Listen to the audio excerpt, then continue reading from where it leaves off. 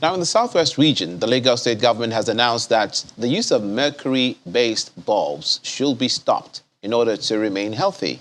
This message is coming through the permanent secretary from the Ministry of Health, Dr. Olusegun Ogboye, who was represented by the Director of Medical Administration, Training and Programs, Dr. Olufunmilayo Shokunbi.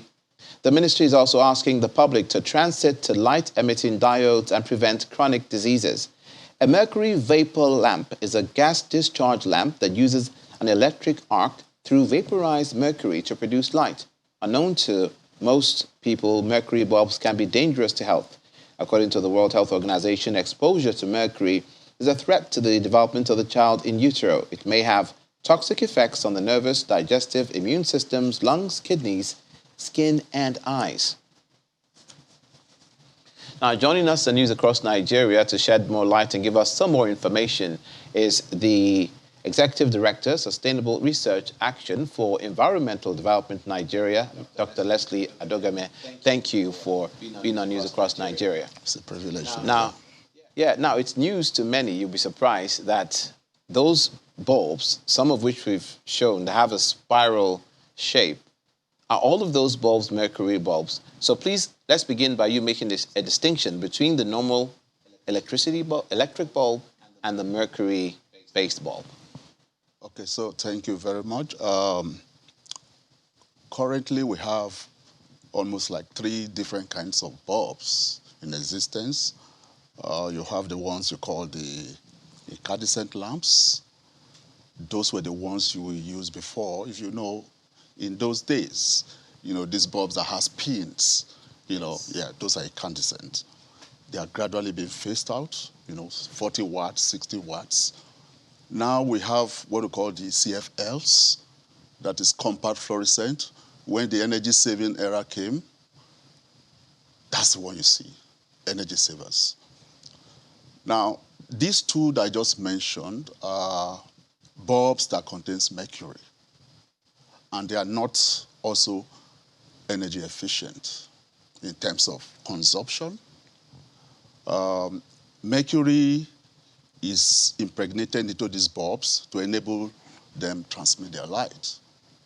But today, the LED technology has come, and what you have everywhere is the light-emitting diode, which is environmentally friendly.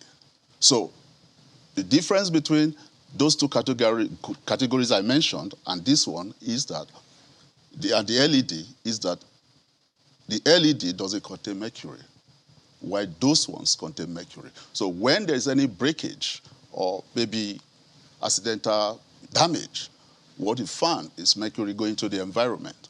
And mercury is a very dangerous neurotoxic chemical. Just to be clear, for me and our viewers, and me and myself as well, how do you make the distinction? Because you mentioned the earlier popular 60 watts, and that's the popular one that everybody buys in their houses. Are those mercury-based? Yes, the popular ones that you see, I don't know how to give you a distinction. When I walked into this place, into chartered premises, all the ones you have here are LEDs. They are mercury-free. Okay. Yeah, but if you remember precisely, the spiral compact, very common all over, sold in the streets everywhere. You just showed in our report. I didn't see that. Yeah, that one, for example, contains mercury. Right. Yeah, okay. So those are mercury-containing bulbs, yeah. Now, transition to LED, which conforms to environmental standards stipulation by the World Health Organization, is for a cleaner and healthy environment for Nigerians. How can this be achieved? Okay, so the process is driven globally to the local. Currently, there's what we call the Minamata Convention. The convention is a convention that tries to eliminate mercury from the environment, a total ban on mercury. Sorry to interrupt you. Why don't you just ban, Lagos State government just ban all the mercury-based bulbs since it's established scientifically that they are harmful? Exactly. That's where I'm coming to. Precisely, even though there are global actions, there are also national processes. Let me even leave the global action processes now. At the national level, we have already within the Ministry of Energy, the National Energy Policy. And as far back as 2013, this policy has already stipulated and clearly stated that by 2025, compact fluorescents, LFLs, the linear ones, which I talked about, will be totally a thing of the past. But that's a policy statement. It remains there. If you want to transit from a policy statement to action, we should see it happen. Rather, what happens is individuals, corporations, and industries are just taking a decision of their own. There's really no transition or translation from government policy to action. For example, why do we have such an action plan document or policy? And and it's very simple for government to say, okay, now we are banning the importation of incandescent lamps, CFLs, or all the energy-saving bulbs. Why? Because of the inefficiency they give to the environment. They are very inefficient. Okay, because of time, so sorry to interrupt you again, to butt in. Finally, and very quickly, can you just tell us what are those effects on the human body, again, that these mercury-based lamps that all of us use? Okay, for example, starting with the environmental impact, that is mercury, for example, is a neurotoxin.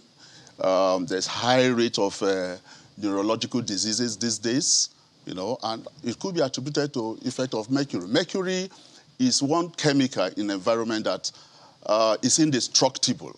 You know, you take it from one form, you destroy it from gaseous state, it goes to solid state. From solid state, it goes to liquid state. You can't take mercury out of the system generally. So the best way is to actually eliminate it from the environment or from products generally. Now, that happened. Sorry, we just have to leave it there. But thank you so much. I think the Incredible Hulk became that through mercury or something, but that's totally different. Thank you so much, Dr. Leslie Adogame, Executive Director, Sustainable Research and Action for Environmental Development, Nigeria, coming on News Across Nigeria. It's my pleasure.